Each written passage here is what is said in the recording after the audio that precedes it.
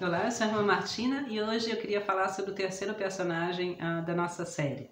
De novo, a gente muda completamente de país, de cultura, de história, e vamos hoje para um sacerdote espanhol que viveu a Guerra Civil da Espanha na década de 1930 e morreu na década de 1970, já canonizado, São José Maria Escrivá, fundador do Opus Dei, que muitos de nós conhecemos. Um parágrafo vale a pena mencionar. A mídia, inclusive os filmes, a gente conhece muito bem, né? Apresentam o Opus Dei como uma sociedade meio secreta e certamente uma coisa de direitas pré-conciliar. Isso absolutamente não é verdade. Aqueles de nós que conhecem o Opus Dei sabem que há poucos grupos mais modernos na igreja hoje em dia do que o Opus Dei, modernos no bom sentido, modernos no sentido de pós-conciliares, modernos no sentido justamente desse entendimento muito realista do papel da mulher, por exemplo, da realidade política e social dos nossos tempos, enfim, né, da relação dos leigos com a igreja, portanto não nos deixar levar nem intimidar, né, por noções que vão sendo de novo forçadas na nossa cabeça sem que a gente saiba do que está falando. Mas enfim, São José Maria Escrivá era um sacerdote espanhol que justamente durante o período muito difícil de perseguição à Igreja da Guerra Civil acabou fundando um grupo que posteriormente deu depois no Opus Dei. E para isso a gente pode procurar informações, é muito interessante.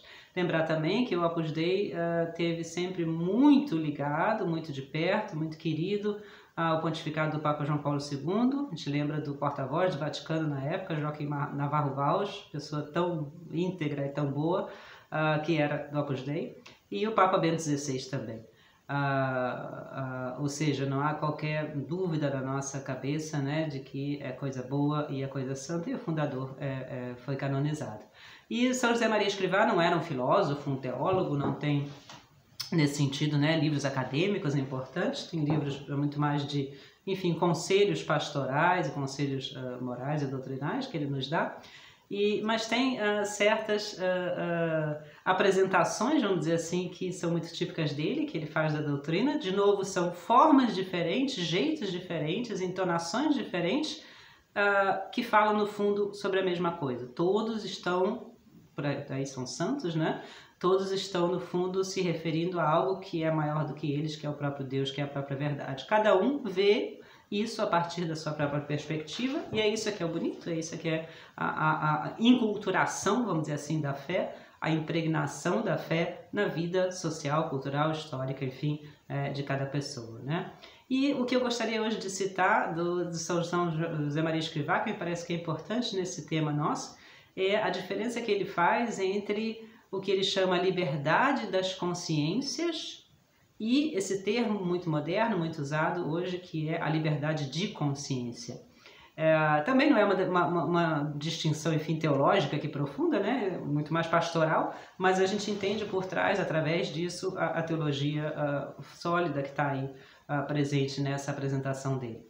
A liberdade das consciências seria justamente essa liberdade intrínseca que todos nós temos como criaturas de Deus, de justamente achar a verdade e aplicá-la à nossa vida a partir da nossa relação pessoal com Deus.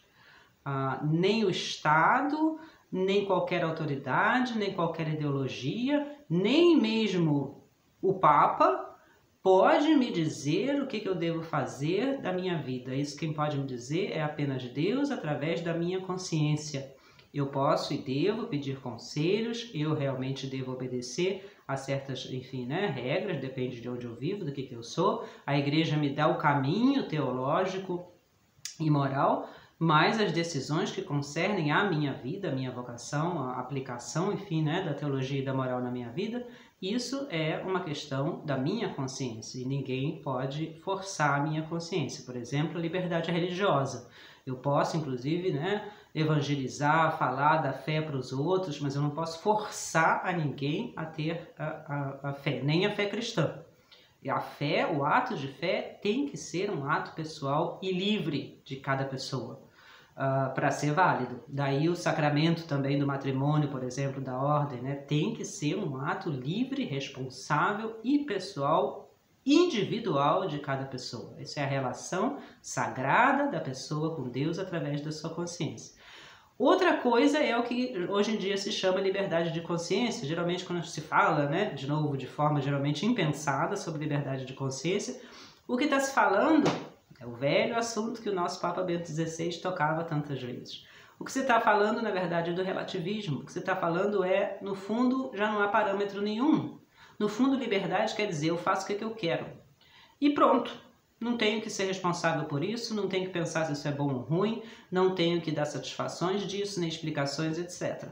A liberdade quer dizer fazer o que me dá na telha, fazer o que eu penso, sinto que é bom. Inclusive hoje é uma coisa, amanhã é outra, ninguém também pode me exigir satisfação disso, né? Hoje eu me caso, amanhã eu descaso, hoje eu pertenço a isso, amanhã aquilo, e assim por diante. Não há qualquer parâmetro ou qualquer noção de uma verdade, de um absoluto, de um bem, de um mal, de um erro, de um acerto. Isso é o que geralmente se chama hoje de liberdade de consciência.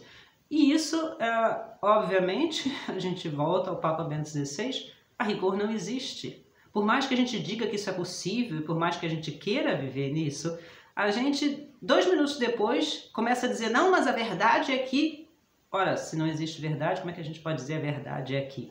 Até o fato de dizer não existe verdade já é um pressuposto de que, pelo menos essa verdade existe, de que não existe verdade. Então, no fundo, ninguém consegue viver anarquicamente, ninguém consegue viver sem parâmetros. E aí a gente volta ao Chesterton, todos falam da mesma coisa, né? O Chesterton tinha uma frase muito típica dele, ele dizia, o problema de quem não crê mais em Deus não é que agora a gente não crê mais em nada. O problema é de quando a gente não crê mais em Deus, a gente começa a crer em qualquer asneira que passa pela frente dos nossos olhos. Porque quando a gente perde a verdade, a gente começa a crer no horóscopo, começa a crer, né, em todo tipo de sonhos, começa a inventar doutrinas, começa a inventar, porque ninguém consegue viver sem crer em nada. A gente tem que crer em alguma coisa, algum sentido tem que ter. E se a gente perde aquilo que é, a gente inventa aquilo que não é. E, portanto, essa liberdade de consciência sem parâmetros, qualquer pensamento filosófico um pouquinho mais profundo mostra que não é possível. O que diz, então, São José Maria Escrivá, no sentido do seu termo liberdade das consciências? O que ele diz é o seguinte, no fundo... Todos nós somos responsáveis pelas nossas próprias decisões e pela nossa própria vida. O parâmetro existe, a verdade existe, está em Deus, nós cremos como cristãos, na revelação que Deus fez de si mesmo. O parâmetro é o Evangelho, o parâmetro é o que nosso Senhor Jesus Cristo disse. E como nós cremos que nosso Senhor Jesus Cristo fundou Ele mesmo a Igreja é parâmetro, atenção, naquilo que se refere à teologia, à fé e à moral. Não no que se refere a coisas humanas e relativas. Isso é uma liberação tão grande, né, quando a gente entende isso. Portanto, a igreja não está encarregada de determinar para a gente o rumo político, a igreja não está encarregada para a gente dizer qual tratamento médico a gente deve fazer, a igreja não é encarregada, né, da administração do Estado, a igreja não é encarregada da tecnologia, a igreja não é encarregada de achar a minha vocação e me dizer com quem que eu devo casar ou se eu devo virar freira ou não. A igreja não é encarregada dessas coisas relativas ou humanas que dependem da minha própria consciência, ou seja, da aplicação da verdade à minha vida pessoal. Isso é a responsabilidade de cada um de nós, inclusive na política. É responsabilidade de cada um de nós, com os partidos ou o que seja, de, né, adaptar a verdade de Deus à realidade política da nossa época. O que a igreja nos dá? Os parâmetros que não é ela que inventa, que não são ela que inventa, que ela nos transmite, porque nós cremos que Jesus Cristo, para isso, dá a garantia à igreja. O que a igreja nos diz é, aqui estão os parâmetros. Por exemplo, em política, não se pode ser comunista, nem se pode ser nazista. Agora, no meio disso, desde que não passe a barreira, desde que não ultrapasse, vamos dizer assim, né, o parâmetro da realidade, do bem, da justiça, etc., A gente tem a liberdade de ter 300 partidos políticos. Se isso é bom ou não, isso é uma outra questão. Mas livres nós somos. A igreja não diz você tem que ser de direita, ou você tem que ser de esquerda, ou você tem que vestir dessa forma, ou você tem que votar nesse sujeito, ou você tem que fazer, né, por exemplo, a liturgia com um violão, ou com um órgão, ou você tem que, enfim, fazer uma organização social, científica. Não, nada disso. Isso não pertence à igreja dizer. E sempre que a igreja, a rigor, se mete nessas questões que são relativas, a igreja aqui a gente está se referindo às pessoas da igreja, né? Bispos, por exemplo, ou padres, ou inclusive papas no passado, não estou falando como papas, estou falando simplesmente como se fossem, né, líderes militares e políticos, que houve papas que atuaram assim. Eles não estão nesse momento atuando como papas, eles estão atuando como um líder político a mais entre tantos outros. A gente não tem obrigação nenhuma de obedecer nem de seguir.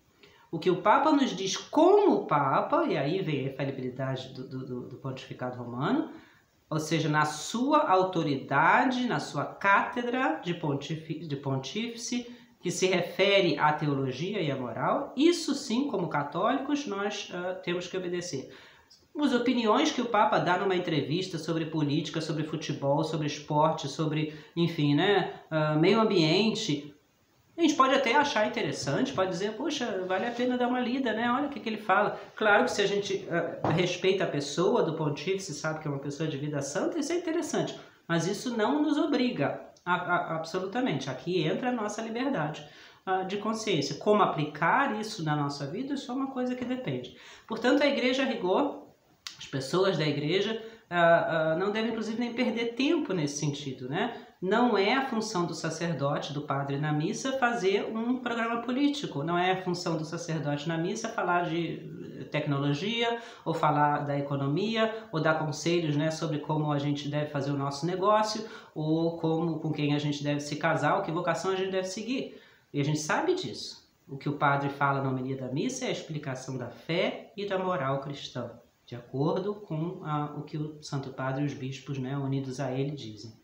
Como a gente vai levar isso para a nossa casa e aplicar isso na nossa vida? Isso depende da nossa liberdade. E a gente tem a obrigação e a responsabilidade, porque a gente vai aparecer diante de Deus, de, enfim, né, fazer isso cristamente, fazer isso responsavelmente. Portanto, ficar dentro da igreja brigando, discutindo, fazendo grupos, né, liberais ou conservadores com relação às coisas relativas não faz sentido nenhum. É como se eu agora fosse brigar com uma pessoa que, por exemplo, não tem o mesmo hábito que eu. Isso não faz diferença nenhuma. É como se eu fosse agora me desentender e fazer uma página de internet sobre se na missa deve-se tocar violão ou órgão. Isso é relativo. A gente pode até... Existe um limite, sim, que deve ser a música sacra na missa, que ela realmente nos leve para Deus, que ela realmente, né, nos fale das coisas de Deus. Agora, da forma que é, isso depende da cultura, depende da idade, depende, enfim, né, da realidade histórica das pessoas. Então não faz sentido nenhum a gente ficar fincando o pé, vamos dizer assim, em coisas que a rigor são relativas. De novo, o Papa Bento XVI. Não relativizar o absoluto, mas também não absolutizar o relativo. O relativo fica relativo. Hoje é assim, amanhã é assado. O que a igreja diz, por exemplo, sobre ser monarquista ou republicano? Nada. Depende. Vai ver, a gente mora na Inglaterra e acha que na Inglaterra a monarquia funciona. Muita gente que acha, muita gente que não acha. Isso não altera em nada a fé da pessoa. Vai ver, a gente em outro país acha que não, que a monarquia aqui não faria sentido nenhum, é muito melhor ser republicano.